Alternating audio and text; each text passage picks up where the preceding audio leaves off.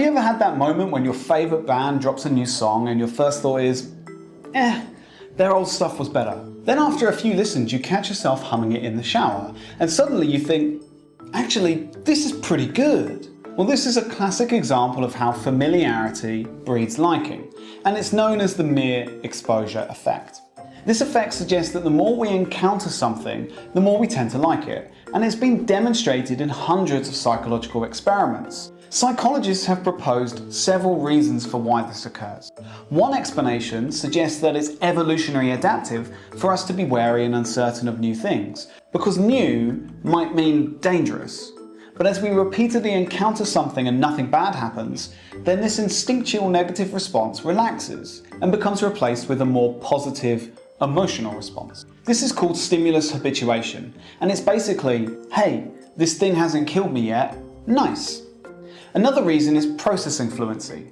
This refers to the ease at which our brain can process things we encounter. As we encounter something, it becomes encoded in our brain, and the more that we see it, the easier it becomes to recognize and understand, which makes us feel good. Indeed, some psychologists even argue that we misattribute this good feeling that comes from processing fluency to the object itself. In other words, we mistake this good feeling as being the result of liking it rather than its familiarity to us.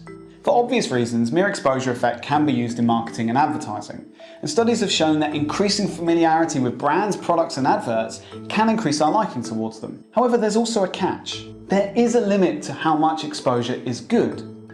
Too much, and instead of liking something, we could just find it annoying. We've got iPhone 14 in a mouse case. Here we go! The reason this occurs is because excessive exposure can create both positive and negative associations, leading to feelings of ambivalence. So while mere exposure effect may be great for making a brand or product feel familiar and trustworthy, overdo it and people may just get sick of it. Yeah, seriously mouse, I don't fucking care that I could drop my phone off the Empire State Building. Fuck off and stop filling my YouTube ads with your stupid case and backpacks. Mere exposure, of course, doesn't just apply to ads and music. It also affects the brands we trust, stocks we invest in, social groups we like, or even politicians we may vote for. And mere exposure may also be helpful in the dating scene. Studies suggest that simply seeing someone's face more often makes them seem more attractive and likable. So if you can do enough just to land that second date, then your odds of them liking you will actually go up. How do you make sure you're going to get to the third date? If there's any doubt, I do a leave behind. Keys, gloves, scarf. I go back to her place to pick it up. Date number 2. Yeah, maybe don't do it that way though. Can you think of any other examples that might be explained by the mere exposure effect?